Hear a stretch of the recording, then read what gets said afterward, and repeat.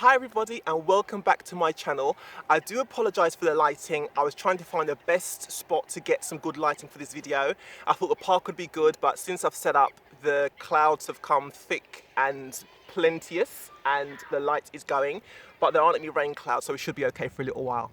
I just want to first of all say thank you to all of my subscribers. I've got about 114 subscribers right now, so that's over 100. That's a big benchmark, woohoo! So thank you so much for subscribing to my channel. I really do appreciate it.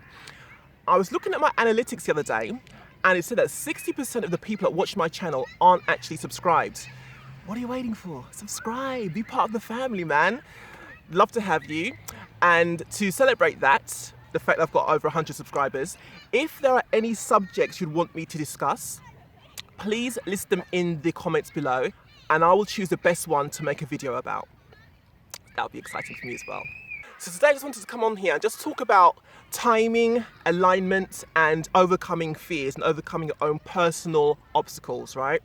Obviously, those of you who have watched know that I've recently been accepted into drama school, which is a huge thing for me.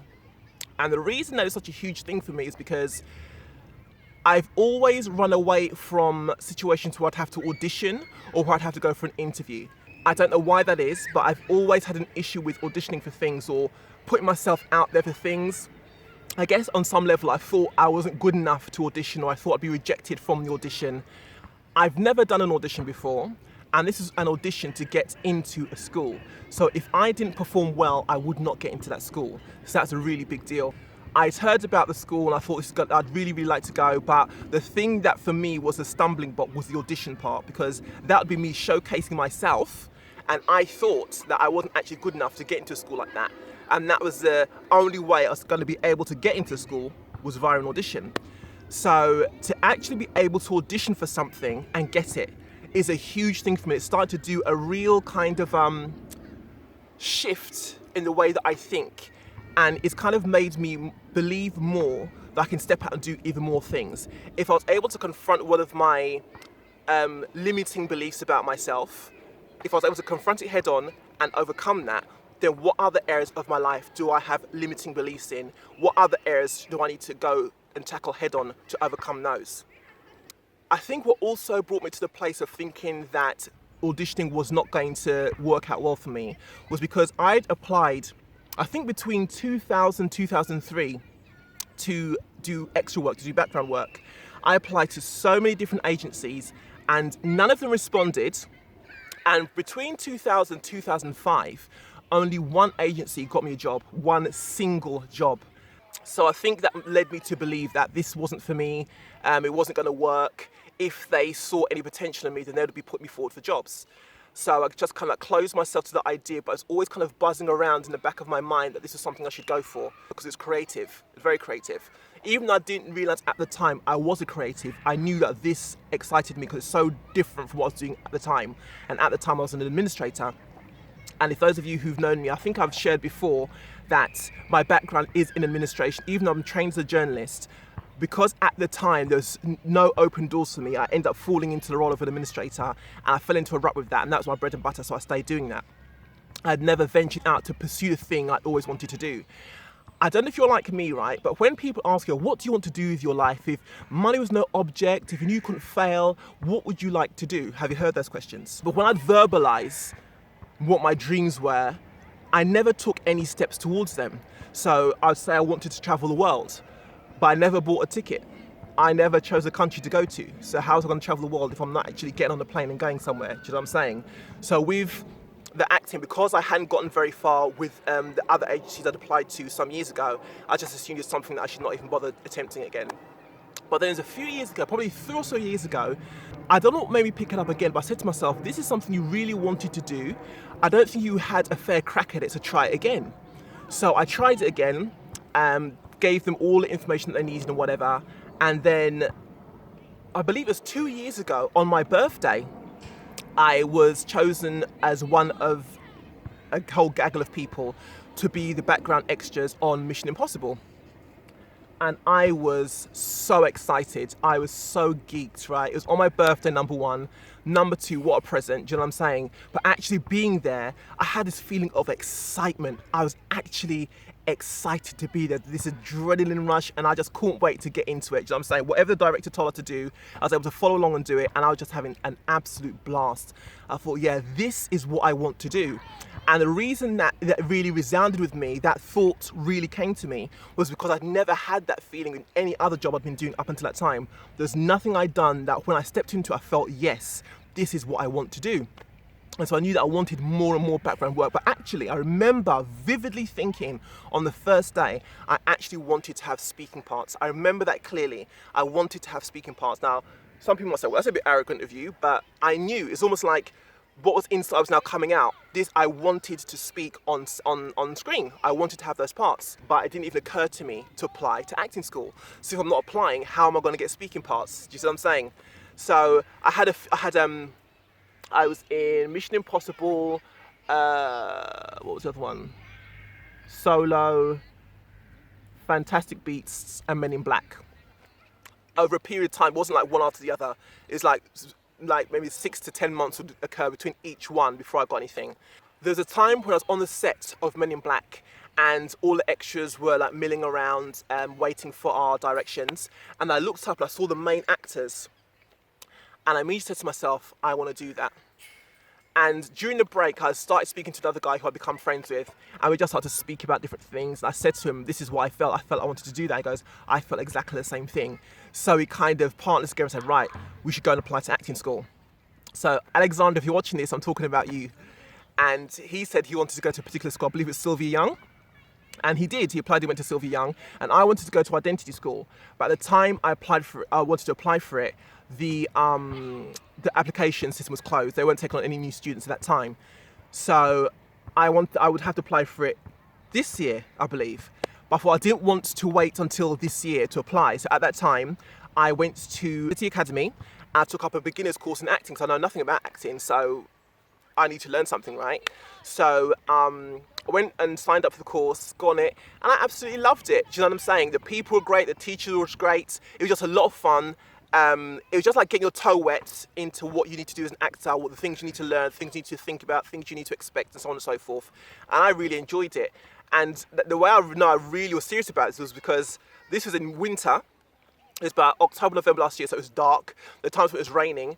But come Monday, no matter what the weather was, I was heading towards my acting class because this is what I really wanted to do. And when that was over, I was like, oh my gosh, I want to sign up for the next one. But the next one wasn't until this year, at the beginning of the year. But that was when I had all of my surgeries. So I wouldn't have been able to go on it, and I'd have lost all my money, and there would have been no point. So then when I saw the advert for Identity, I applied. The rest is history.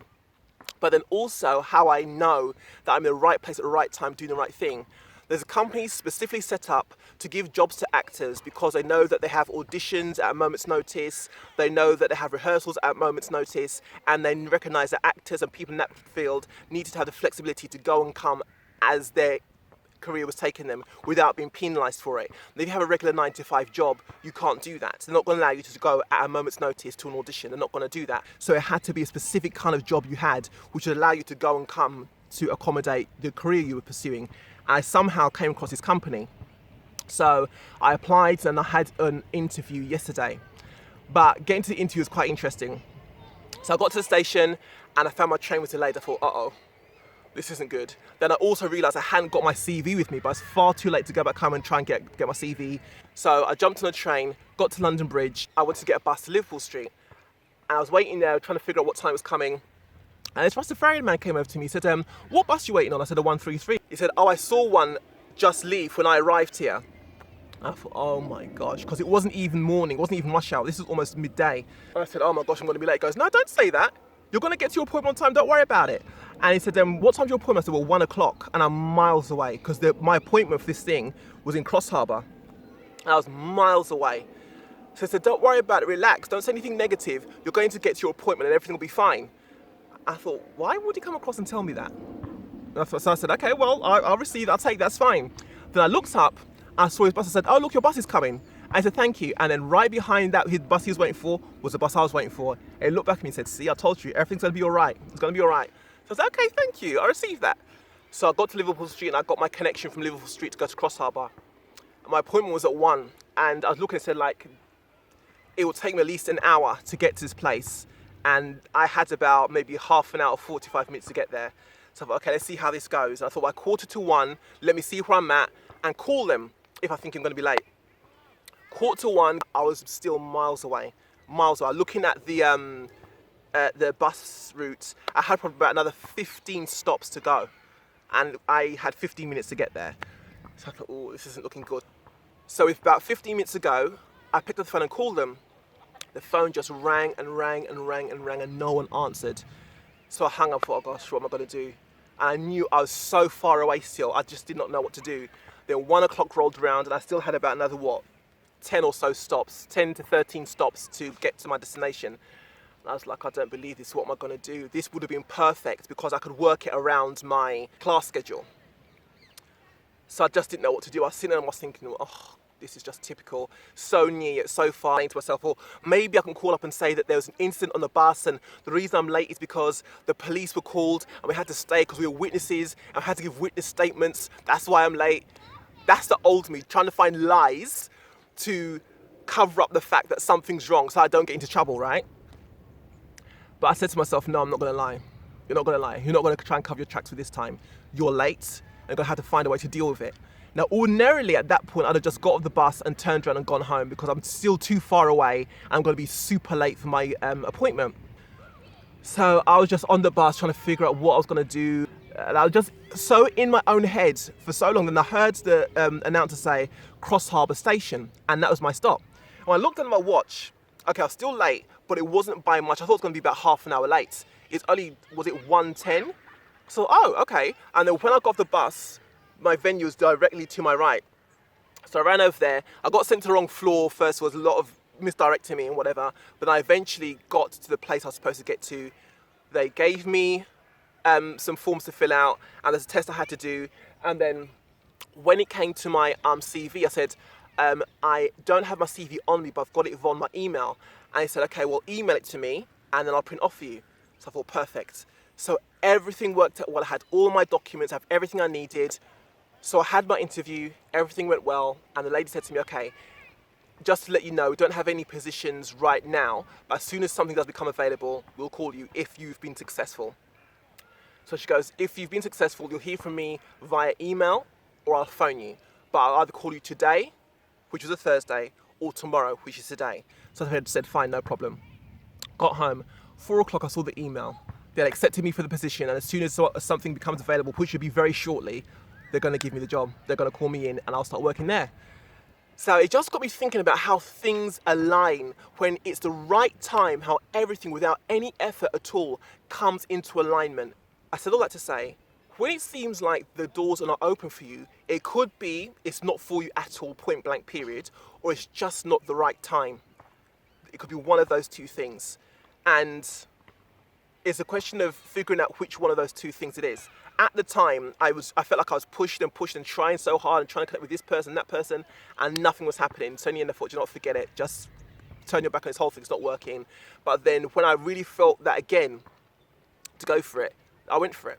You see? Timing is so important. Timing, alignment, whatever you want to call it, is so important. When things aren't supposed to happen either at all or at a particular time, you'll find yourself struggling and striving to try and kick the doors in, as try and get people to connect with. You're trying to find connections that aren't happening. You're trying to find open doors that are closed. You're trying to find things for you that aren't for you at that period of your life.